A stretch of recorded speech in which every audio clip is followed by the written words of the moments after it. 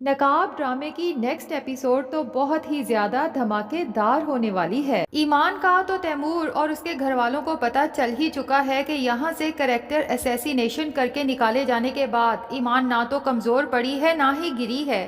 بلکہ پہلے سے بھی زیادہ طاقتور اور کامیاب بن کے سامنے آئی ہے۔ لیکن بلال کا ابھی تک کسی کو بھی نہیں پتا، سب یہی سمجھ رہے ہیں کہ جس طرح یہاں گھر کے چھوٹے موٹے کام کرتا تھا، کبھی ٹینکی میں پانی بھروا دیتا تھا، کبھی لان کی صفائی اور کبھی فنکشنز کی ارینجمنٹ، تو اب شاید اسلام آباد میں بھی کسی کے گھر میں ملازم کے طور پہ ٹھہرا ہوگا۔ لیلا کو تو بس یہ خوشی ہے کہ اس جاہل گوار بلال سے اس کی جان چھوٹی، جس کی وجہ سے پورے خاندان اور سوشل سرکل میں اس کا نام بدنام ہوتا تھا کہ کہاں لیلا اتنی پڑھی لکھی سٹائلش اور کہاں وہ اس کا شوہر بلال جو کسی کو دکھانے کے قابل بھی نہیں۔ لیلا تو تیمور کو حسرت بھری نگاہوں سے دیکھتی تھی کہ اگر میری تیمور سے شادی ہو جاتی تو چاند سورج کی جوڑی ہوتی اور ساری دنیا میری قسمت پہ رشک کرتی۔ اب جا کے لیلا کو پتہ چلے گا کہ رشک تو اس کی قسمت پہ ساری دنیا نے کرنا تھا اگر وہ بلال سے اتنی جلد بازی میں طلاق کا مطالبہ نہ کرتی۔ خود ہی اپنے پاؤں پہ کلہاڑی مارنے کے بعد لیلا بہت پچھتانے والی ہے، اور ادھر تیمور کو جب پہلی بار پتہ چلتا ہے کہ آہت کو یہاں سے اریسٹ کر کے جو اسسٹنٹ کمشنر لے کے گئی ہے وہ کوئی اور نہیں بلکہ ایمان ہے۔ تھوڑی دیر کے لیے تو تیمور کے جیسے ہوش ہی اڑ جاتے ہیں، اسے اپنے کانوں پہ یقین نہیں آتا کہ اس نے ٹھیک نام سنا۔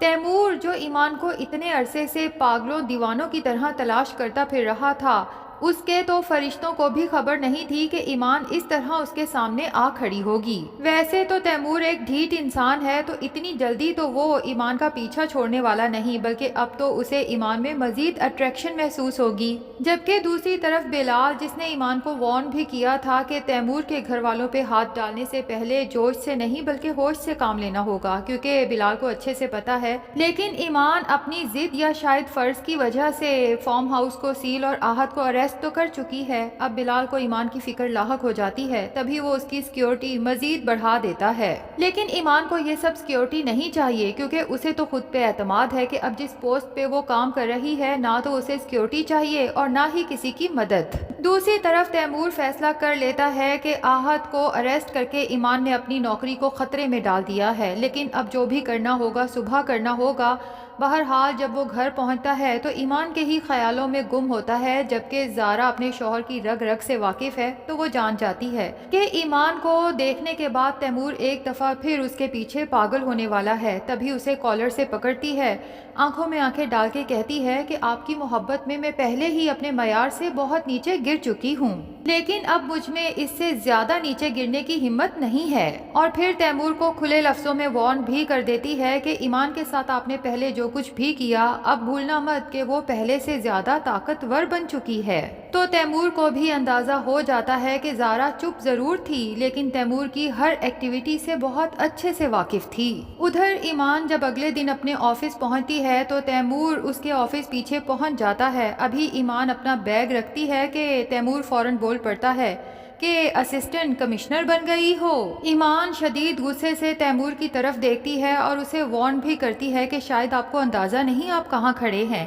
میں چاہوں تو ابھی گارڈز کو بلا کے یہاں سے آپ کو دھکے مار کے باہر نکلوا سکتی ہوں۔ لیکن اسی دوران شاید بلال کو بھی پتہ چل جاتا ہے کہ تیمور ایمان کے آفس میں ہے، تبھی وہ پی این کو بھیج کے ایمان کو پیغام پہنچاتا ہے کہ ڈی سی صاحب نے آپ کو اپنے آفس بلوایا ہے۔ بلال ایمان سے کہتا ہے کہ سرکاری افسران کی ایک ضروری میٹنگ ہے جس میں آپ کی شمولیت بھی لازمی ہے، اور یوں وہ ایمان کو لے کے آفس سے ہی نکل جاتا ہے۔ جبکہ دوسری طرف ایمان کے اس طرح اگنور کرنے پہ اور وارن کرنے پہ تیمور تو آگ بھگولا ہو جاتا ہے، اور اسی لمحے فیصلہ کر لیتا ہے کہ اگر ایمان کو اس نوکری سے نہ ہٹایا تو میرا نام بھی تیمور نہیں۔ اسی نوکری کی وجہ سے اتنا اچھل رہی ہے نا، اسی لیے پی این سے کہتا ہے کہ مجھے ابھی ڈی سی صاحب سے ملنا ہے، جبکہ پی این بتا دیتا ہے کہ ڈی سی صاحب تو اس وقت اپنے آفس میں موجود ہی نہیں۔ لیکن یہاں پر ناظرین حیرت کی بات یہ ہے کہ تیمور اس وقت اگر اسسٹنٹ کمشنر یا ڈی سی کے آفس میں ہے تو یقیناً اس نے ڈی سی کا نام پتہ تو پوچھا ہوگا، کیا تب بھی اسے پتہ نہیں چلا کہ ڈی سی کوئی اور نہیں بلکہ انہی کا کزن بلال ہے؟ بہرحال نیکسٹ ایپیسوڈ کے ٹیزر میں دکھایا جاتا ہے کہ بلال ایک چٹ ایمان کو دکھاتا ہے۔ اب پاسبل ہے کہ تیمور نے یا تو کوئی بڑا چیک یا پھر کوئی ایسا میسج لکھ کے ڈی سی کی ٹیبل پہ رکھوایا ہو جس سے بلال کو اندازہ ہو جائے گا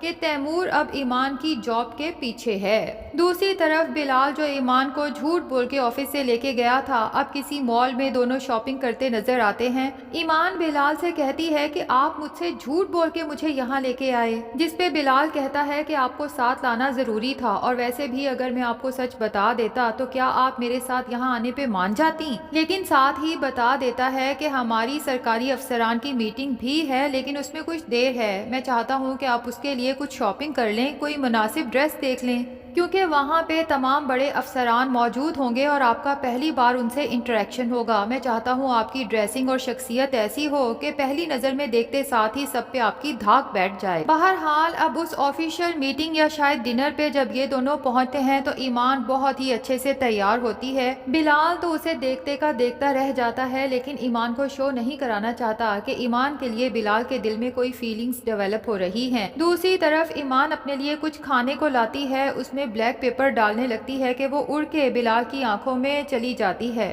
بلال کی آنکھوں میں تو شدت کی جلن ہوتی ہے اور وہ پریشان ہو جاتا ہے، اور جب ایمان بلال کی طرف دیکھتی ہے، اس کو اس طرح سے تڑپتے ہوئے دیکھتی ہے تو اس سے بھی رہا نہیں جاتا، فوراً آگے بڑھتی ہے، اپنے دوپٹے سے بلال کی آنکھوں کو سہلانے کی کوشش کرتی ہے، یہ سوچے بغیر کہ اتنے لوگ وہاں پارٹی پہ موجود ہیں اور ایمان اور بلال کو اس طرح ایک دوسرے کے قریب دیکھ کے کچھ بھی سوچ سکتے ہیں۔ خیر بلال اس آکورڈ سچویشن کو نوٹ کرتے ہوئے ایمان سے کہتا ہے کہ میں اب بالکل ٹھیک ہوں، اور ایمان سے پوچھتا ہے کہ تیمور بھائی آپ کے آفس میں آئے تھے، کیا بات کر رہے تھے؟ ایمان کہتی ہے کہ وہ جو بھی کہہ رہے تھے، مجھے ان جیسے لوگوں کو ہینڈل کرنا بہت اچھے سے آتا ہے۔ تبھی بلال وہ چٹ جو شاید اس کے کسی ملازم نے اس تک پہنچائی ہو ایمان کو دکھاتا ہے اور اسے بتا دیتا ہے کہ وہ لوگ آپ کی سوچ سے کہیں زیادہ کلیور ہیں۔ دوسری طرف تیمور کے فادر کہتے ہیں کہ ہم نے اس لڑکی کو اپنے گھر میں رکھا اپنی بیٹی بنا کے، اور یہ تو بہت ہی احسان فراموش بلکہ آستین کا سانپ نکلی، پہلے میرے بیٹے کی کردار کشی کر کے یہاں سے گئی اور اب اسسٹنٹ کمشنر بننے کے بعد ہمارے ہی گھر پہ دھاوا بول دیا۔ یہ تو اب ناصر صاحب کو بہت بعد میں جا کے پتا چلے گا کہ اصل غلطی کس کی تھی، ایمان کی نہیں بلکہ ان کے اپنے بیٹے تیمور کی۔ اور ادھر آہت بیچارہ جس کی مہندی کا فنکشن چل رہا تھا جب دلہے کو اریسٹ کر کے لے گئے، بہرحال اس وقت تو آہت نے صرف اپنی بہن لیلا کو پولیس کسٹڈی سے بچانے کے لیے تمام اللیگل ایکٹیویٹیز کی ذمہ داری خود پہ لے لی، لیکن اسے اس تیمور سے شدید نفرت ہو چکی ہے، کیونکہ اتنے عرصے سے جب لیلا کو نوٹسز موصول ہو رہے تھے تو بلال نے اسے یہ کہہ کے چپ کرا دیا کہ ان نوٹسز کی کوئی اوقات نہیں، بلکہ الٹا نوٹسز پھاڑ کے پھینک دیے۔ اگر لیلا ان نوٹسز کو پہلے ہی سیریس لیتی تو شاید آج اس طرح ہماری جگ ہسائی نہ ہوتی۔ اور ابھی تو آہت کو جب آگے جا کے پتا چلے گا کہ آہت اور ایمان کے درمیان غلط فہمیاں پیدا کرنے والا بھی یہی تیمور ہے، تو یقیناً وہ تیمور سے اس سب کا بدلہ تو ضرور لے گا، اور لیلا کو جب پتا چلے گا کہ اس نے بلال جیسے ہیرے کو خود اپنے ہاتھوں سے گنوا دیا تو اس کی حالت بھی دیکھنے والی ہوگی۔ تو ناظرین، آپ میں سے کون کون اس بات کا انتظار کر رہا ہے کہ اب جلد سے جلد باقی گھر والوں کو، خاص طور پہ تیمور اور لیلا کو پتا چل جانا چاہیے کہ ان کے علاقے کا ڈی سی کوئی اور نہیں بلکہ بلال ہے؟ کمنٹ سیکشن میں اپنی رائے کا اظہار ضرور کریں۔ ویڈیو پسند آئی ہے تو لائک اور چینل کو سبسکرائب بھی ضرور کر دیں۔